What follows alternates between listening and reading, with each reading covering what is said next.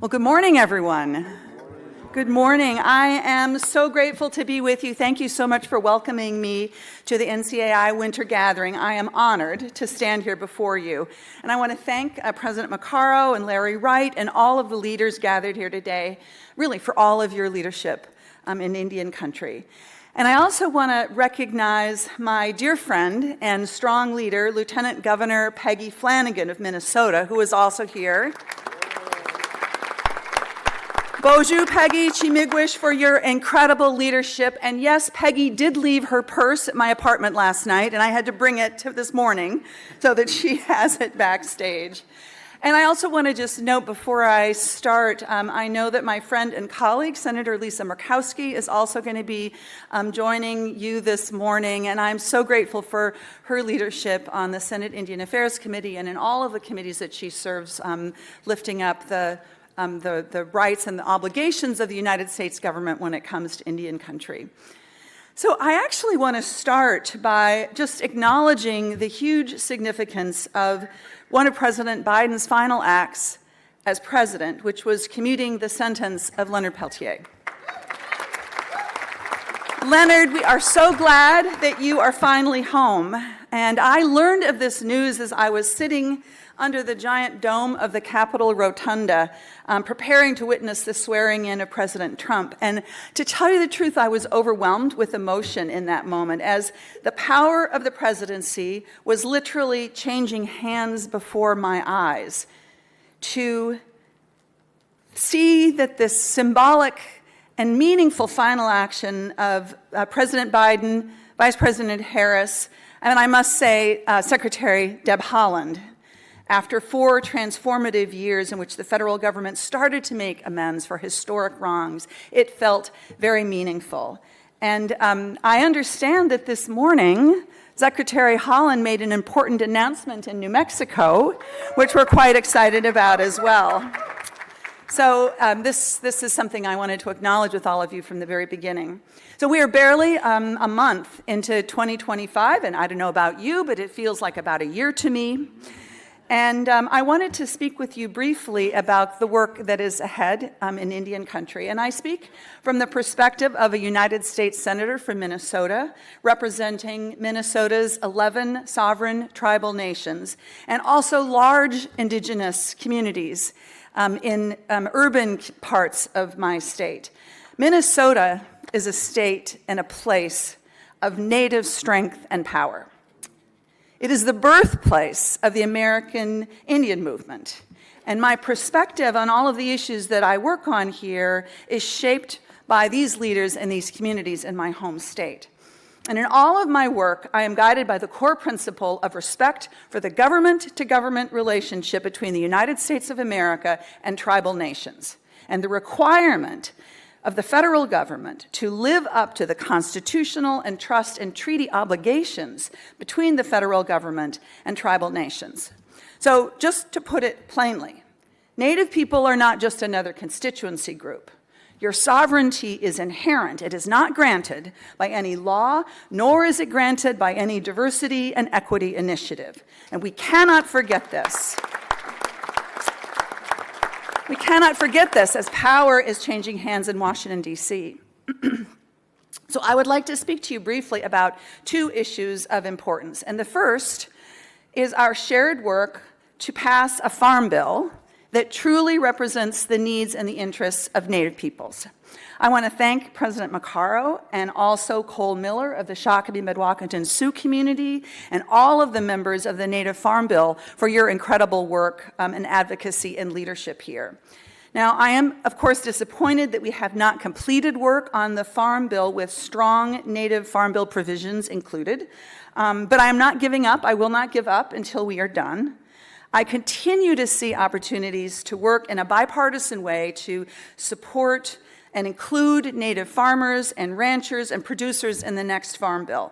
We can expand 638 self-governance for the FDIPR food box program. We can increase access to indigenous food, and we can expand self-governance for meat processing and for forestry. All of this, I know, will improve health, and it will create more market opportunities for Native businesses. And I want you to know that I have spoken with the incoming Secretary of Agriculture about this personally, and I have told her that the USDA does not do nearly enough to incorporate tribal self-governance into its operations, and this must change. Second, I would like to talk about our shared work to address the devastation of fentanyl and the opioid crisis. And I'm working on this in two tracks with you, one as a public safety crisis, and second as a public health crisis.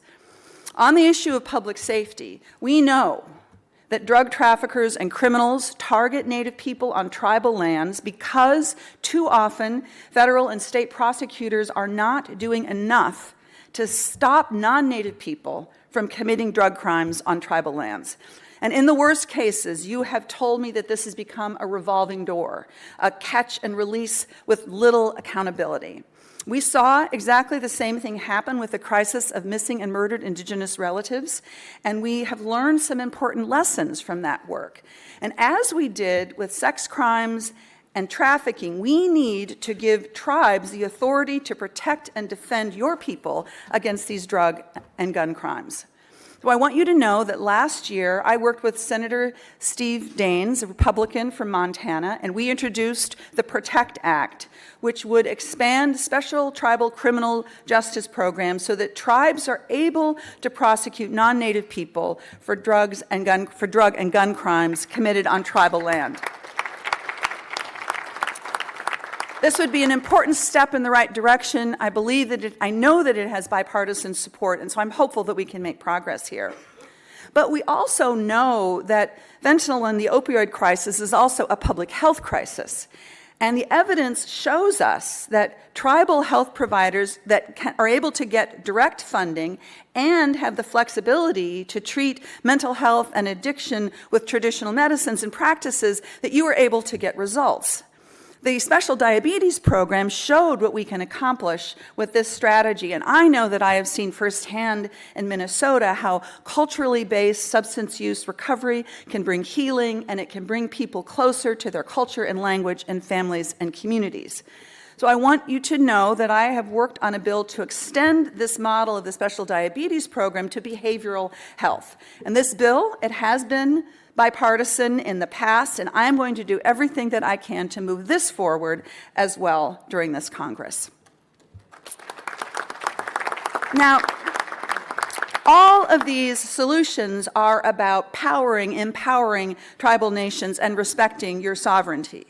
And so as I close, I want to just acknowledge that there is a strong tradition of bipartisan work for tribal nations. I could hear President Maccaro echoing this in his remarks right before I spoke. Republicans now hold the power in Washington, and I hope and believe that they will continue to work with us on bipartisan solutions.